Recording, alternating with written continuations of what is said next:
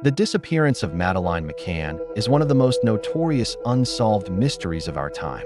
On May 3, 2007, the 3-year-old British girl vanished from her family's holiday apartment in the Algarve region of Portugal. Despite extensive searches and numerous theories, Maddie's whereabouts remain a mystery.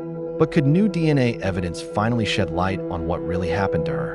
In this video, we will delve into the chilling details surrounding the case, exploring the latest DNA evidence that has recently come to light.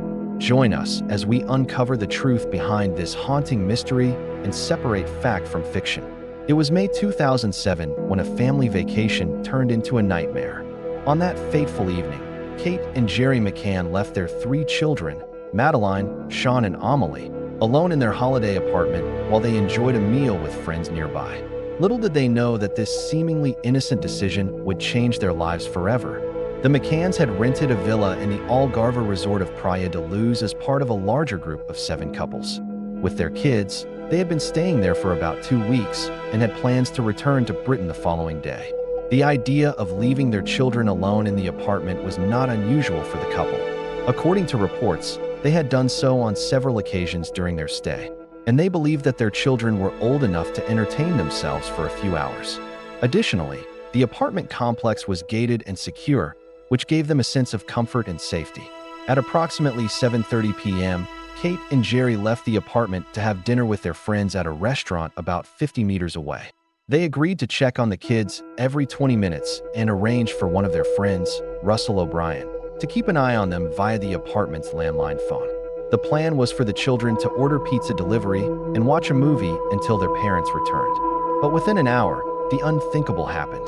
At around 8 p.m., Kate received a call from the apartment's caretaker who informed her that Maddie was missing. Upon hearing this, Kate immediately called the police and began frantically searching for her daughter.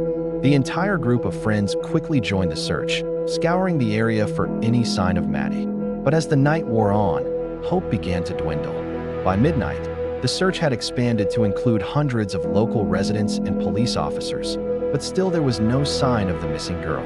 The news of Maddie's disappearance spread like wildfire, capturing the attention of people around the world. Theories abounded, with some believing she had been kidnapped, while others suspected she had simply wandered off. As days turned into weeks and months, the mystery only deepened, leaving everyone who knew and loved Maddie desperate for answers. The search for Maddie McCann became one of the most extensive and expensive in recent history. Authorities employed every resource at their disposal, including sniffer dogs, helicopters, and divers to comb through every possible location where she might have been found. Despite these Herculean efforts, however, Maddie's remains or any trace of her whereabouts remained elusive. In the aftermath of Maddie's disappearance, her parents endured immense public scrutiny, with some questioning their actions leading up to the incident. However, it's important to note that despite the speculation and theories, neither Kate nor Gerry has ever been implicated in any wrongdoing by the authorities. Instead, the primary suspect has always been an unknown abductor. Even after all these years, the pain and anguish felt by Kate and Gerry are palpable. They continue to hold on to hope that their daughter is alive, though they also acknowledge the possibility that she may have tragically passed away. Whatever the truth may be, they remain committed to finding Maddie and bringing her home. After the disappearance, Portuguese authorities named a former police officer, Gonçalo Amaral, to lead the investigation. Amaral initially pursued several lines of inquiry, including the possibility that Maddie had been kidnapped, that she had accidentally drowned, or that her parents were somehow involved in her disappearance. However, after 3 years, the investigation stalled and the case went cold. In 2014, the case was reopened following new evidence that emerged.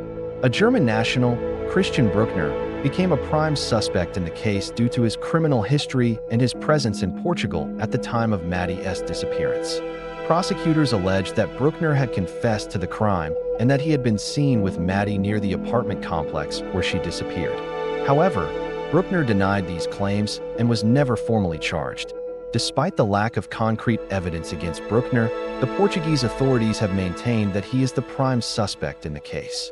So what is the latest DNA evidence, and how does it tie into the case? The recent development in the Maddie McCann case revolves around DNA found in the car of the prime suspect, Christian Bruckner.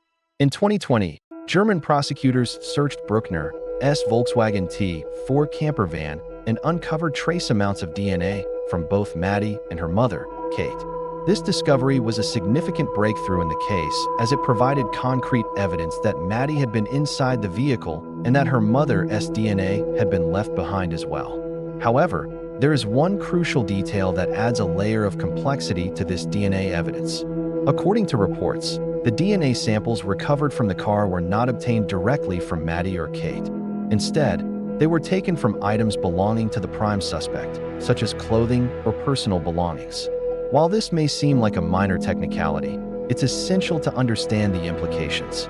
Trace amounts of DNA can be transferred to various surfaces through indirect contact, meaning that the DNA found in the car may not necessarily indicate that Maddie or her mother were inside the vehicle at the same time as Bruckner.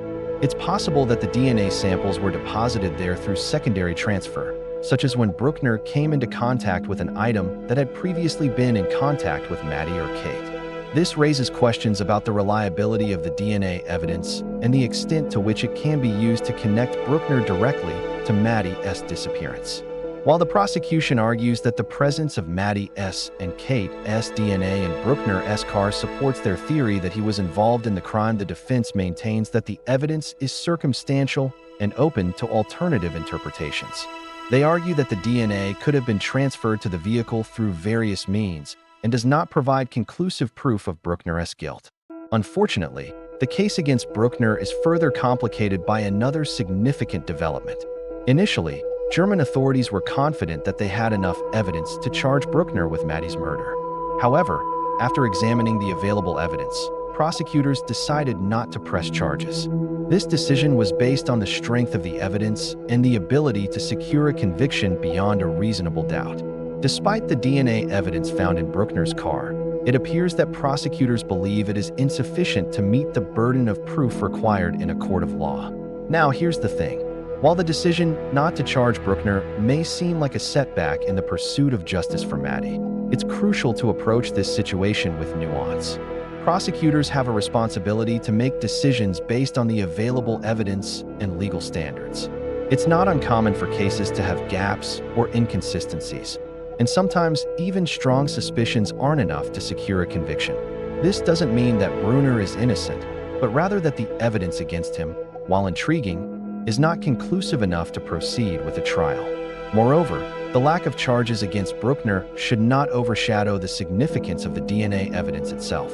The discovery of Maddie's and Kate's DNA in Bruckner's vehicle remains a crucial piece of evidence in the case. It provides a tangible link between Maddie's disappearance and the prime suspect, even if it cannot be used to secure a conviction.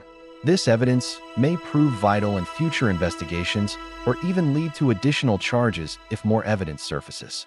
The evolving nature of this case highlights the complexities of forensic science and the challenges of building a strong prosecution.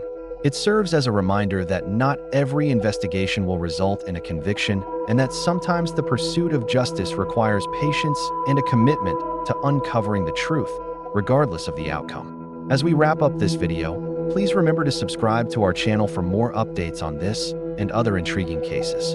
Your support means everything to us. Thank you for watching.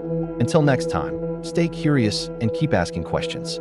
Together, we can continue to learn, grow, and seek the truth.